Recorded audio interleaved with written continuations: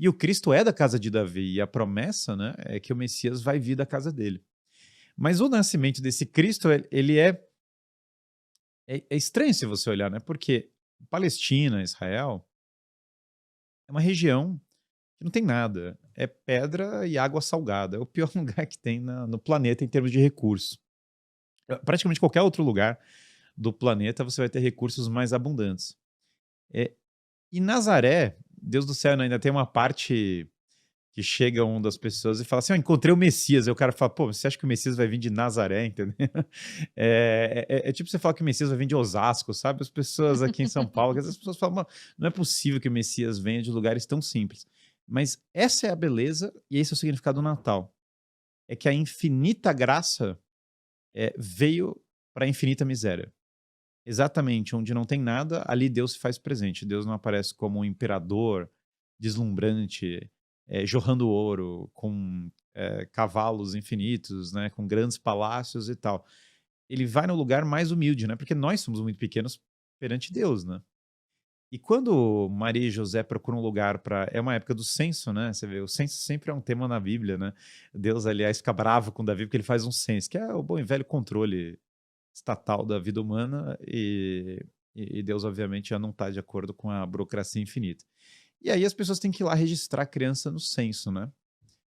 E quando eles têm que registrar as crianças no censo, eles vão para Jerusalém. Então eles são de Nazaré, eles vão para Jerusalém para registrar para burocra e não tem lugar para o menino nascer. Olha só que coisa, né? Porque todo o ponto do cristianismo né, você abre o Evangelho de São João, vai falar, né, que no princípio era o Logos, e o Logos estava junto de Deus, e o Logos é Deus, né? Nar hello Logos, kai Logos em proston feo, kai teus eno Logos. E aí fala que o Logos se fez carne e habitou entre nós. Então, Deus se fez homem, é como o autor de uma história se fez personagem, ele se escreveu na história. Isso, uma vez tinha um muçulmano, né, que entrou numa igreja católica, e ele falou, vocês acreditam mesmo que Deus está ali na frente, né? E ele falou assim: não, nós acreditamos. E bom, é que se eu acreditasse nisso, eu nunca mais ia não ajoelhar. Eu ia passar o dia inteiro aqui ajoelhado. Olha que mistério incrível, né? Deus se fez homem, quer dizer, é o maior acontecimento. No entanto, para Deus que vai se fazer homem, não tem lugar numa estalagem. Não tem uma casa que possa acolhê-lo. E isso é muito compreensível para nós, porque todos nós já vimos a experiência humana, né? Estava conversando com esse amigo meu, um americano, que ele estava pensando em se converter e ele não tem religião, ele cresceu como judeu secular, hedonista, ocultista, sei lá quais são todas as coisas que ele passou na vida dele, hedonista básico, sei lá, né? O que quer que seja. E ele falou para mim: bom, uma primeira coisa que eu percebo é o demônio existe. Daí, a partir daí, a gente pode começar a perceber que Deus existe. Não é nossa experiência comum a crueldade das pessoas, a inveja, a pequenez, o orgulho, o nosso coração fechado, a falta de caridade e tal. E essa é a primeira experiência que tem. As portas são fechadas, não tem lugar para qualquer pessoa que tivesse uma moeda de ouro, teria lugar numa hospedagem para o bebê nascer. E aí fala um livro incrível do Fulton Sheen chamado A Vida do Cristo, que é quando os pergaminhos da história se desenrolarem, a frase mais triste vai ser: não havia lugar na estalagem. Porque não tem lugar para o Senhor desse mundo, para o verdadeiro Messias, para o Salvador desse mundo, porque ele não tem uma moeda de ouro. E eles batem em porta, e nenhum lugar para nascer, e eles vão parar na cidade prometida de Belém. As profecias antigas já falavam que o Messias ia nascer em Belém, mas imagina, por que nascer em Belém, né? Belém é um lugar tão prosaico, tão pequeno, tão arredores de Jerusalém, não é um lugar para isso. E o Messias vai nascer no lugar mais improvável de todos, que é o estábulo. Uhum. Que aí é sujo mesmo, onde estão os animais. Imagina ter um bebê, você é uma louca, vou te ter um bebê, imagina ter um bebê no Sim, estábulo, Sim. imagina. estábulo é Ter um loucura. bebê no hospital já é um negócio, ter um bebê em casa já nos assusta hoje em dia. Ter um bebê no estábulo é o fim do mundo. Hum. E mais ainda, ele vai se colocar na manjedoura, que é o lugar onde os animais comem. Então, a beleza disso é que, claro, é isso, é a graça vindo para o lugar mais humilde, mas é também a beleza da cruz. Porque a cruz do Messias já começou no nascimento. Ele já começa o ato de redimir a humanidade pelo sacrifício, e o sacrifício é redentor, na verdade o sacrifício é a única coisa que é redentora, né? Eu lembro uma pessoa que falou para mim, você paga para apanhar no jiu-jitsu, né? Eu falei, mas essa é a única coisa que vale a pena você pagar, entendeu? Todas as coisas, obviamente, que te dão sacrifício e esforço e sofrimento são as coisas que redimem o seu caráter, todas as coisas que te dão prazer imediato, e não sei o que, são as coisas que te enfraquecem. Essa é a natureza da vida humana, é o bom e velho Gênesis, né? Quando a humanidade sai do Gênesis, o Deus fala para eles: olha, vocês vão ser redimidos, né? Vocês vão ter aqui o suor do trabalho e as dores do parto. O que é o suor do trabalho e as dores do parto? É tudo que vocês forem fazer de produtivo vai envolver sacrifício. Porque as dores do parto são como todas as pessoas do mundo são criadas. E o suor do trabalho é como tudo que é produtivo e bom nesse mundo é feito. Não tem nada nesse mundo que não venha do suor do trabalho e das dores do parto. E, no entanto, são as duas coisas que são o nosso sacrifício básico, né? A nossa dor do dia a dia é essa. E essas dores do parto, nessa ideia de redenção, agora o próprio parto vai ser no lugar que é basicamente parte da cruz, que é sofrimento, que é sacrifício. Então isso já é parte da redenção do nosso gênero humano, né? Nós, Uhum. nas Crônicas de Nárnia, tem a menina a Lúcia, que ela acredita, ela vê e ela fala como ela vê, ela só fala a verdade, né? E daí tem o Edmundo que ele quer pegar o doce da feiticeira e daí ele começa a mentir, né? Porque ele quer pegar o doce e tal, e daí ele quer trair os amigos. E todos nós temos um pouco do Edmundo em nós, né? Que é o pecado original, que é a tendência para malandragem, para o erro, né? E, no entanto, tem algo que grita dentro de nós, né? Que nós queremos uma redenção. E toda vez que nós trabalhamos, nós aprendemos um pouco sobre isso. Toda vez que nós temos um filho, nós aprendemos um pouco sobre isso. Toda vez que nós sofremos, nós aprendemos um pouco sobre isso. Sofrimento para coisas boas, né? Uhum. E agora, quando o Messias nasce no, no estábulo, você tem de fato essa beleza que poxa, Deus está se sacrificando pela humanidade. Que coisa, é um simbolismo poderosíssimo, né? Uma vez Napoleão, a gente falou isso no podcast Napoleão aqui, que Napoleão chegou o general ateu e falou para ele: não, Jesus Cristo é como Maomé, é como Alexandre, é como outros grandes homens. E aí o Napoleão falou: não, não, eu sou como esses homens, entendeu? Eu resolvi as coisas na espada como eles. Jesus Cristo não é apenas um homem. O que Napoleão está falando? Bom, é porque, diferente de simplesmente passar a espada nos homens, né, e colocar ordem, que há muito se falar sobre isso, na verdade, uma pessoa que entregou a própria vida pelas pessoas, e isso gera uma civilização inteira, uma cultura inteira, uma religião inteira, na verdade, uma visão, uma redenção inteira. E isso começa no nascimento. E aí, quando você olha o presépio, né, que é o nosso ato mais simbólico do Natal, né? No presépio já vão estar todos os personagens de todo o drama da salvação. É o menino Jesus, que é Deus feito homem. Simples, muitas vezes alegre, né? O bebezinho. Tem uma Uhum. tradição bem interessante de não colocar o bebê na manjedoura até o dia do Natal, né? E daí você Sim. deixa vazia e quando chega o Natal você bota o bebê. É a expectativa pela chegada dele. Afinal, ele nasce dia 24. Dia Afinal, ele nasce 24, né? exatamente. Então ele vai estar lá, ele vai nascer, né? É Maria, que é o oposto de Eva. Porque Eva é a mulher que disse não. Eva é a mulher que quis ser como Deus, né? E daí puxou o homem junto para o pecado. É muito bom porque depois, claro, o homem vai culpar a mulher e a mulher vai culpar a serpente. Daí um entra na a velha tendência do homem de um culpar o outro. Maria, no entanto, né? Bendita és tu entre as mulheres, fala o Evangelho de São Lucas. Maria é aquela que vira e fala assim: sim, eu abraço a missão, eu vou portar o filho do Messias, pela graça. E a Pietà é uma imagem tão linda, né? Porque ela sofre mais do que todo mundo. Imagina, o filho dela vai morrer, esse é o final da história. Mas ao mesmo tempo é a mais serena de todas, porque é a que mais confia na missão. Então tem essa beleza lindíssima de Maria ser a nova Eva. Então toda a redenção do gênero feminino está em Maria. Se Eva foi a desobediência, a soberba, a vontade de ser como Deus, você tem essa figura da prostituta da Babilônia, loucaça, né, no Apocalipse. Agora tem a mulher que é mãe, que é fiel, que persevera, que carrega o próprio filho para entregar a vida dele. Olha que coisa, de todas o maior sacrifício que vai pedir para uma mãe é ver o próprio filho morrendo, não tem nada que eu possa pedir maior.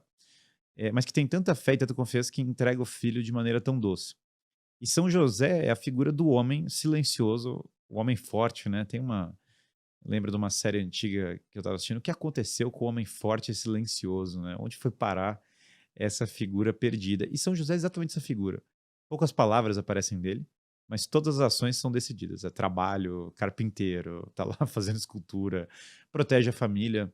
um dos atos mais irônicos, né? Leva o menino Jesus pro Egito, né? Aí é toda a ironia, né? Porque o povo de Israel começa a matar as crianças para matar o Messias.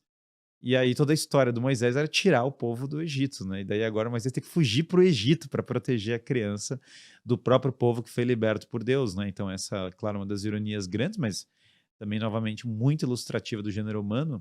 José protege a família, leva ela, nunca reclama, nunca hesita. Em todos os momentos você vê ele conduzindo a família dele em silêncio e força. E José, então, símbolo do trabalho perfeito oferecido a Deus, e Maria, símbolo, nossa, da toda a redenção, da Imaculada mesmo, né? Eu estava agora em Aparecida, fui visitar a Aparecida, e claro, a Aparecida é a imagem, ela está grávida, Nossa Senhora em Aparecida, né? É a imagem da Conceição.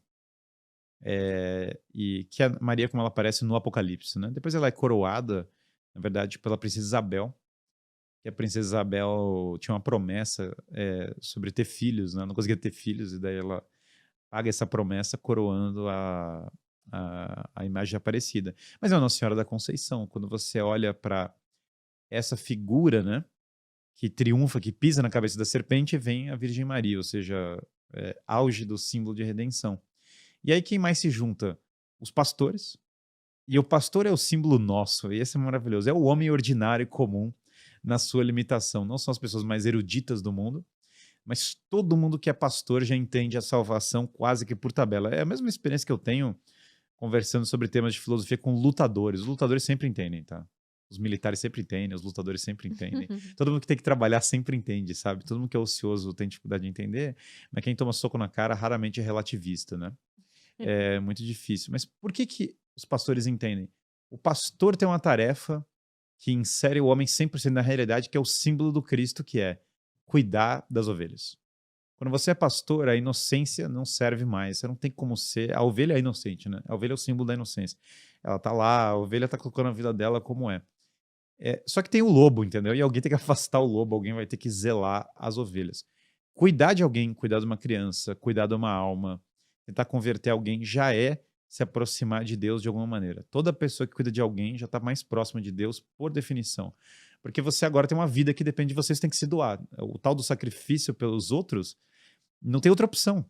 Se você tem que pegar uma arma e proteger as pessoas de criminosos, você está se doando por outras pessoas. Você está colocando a sua vida na linha.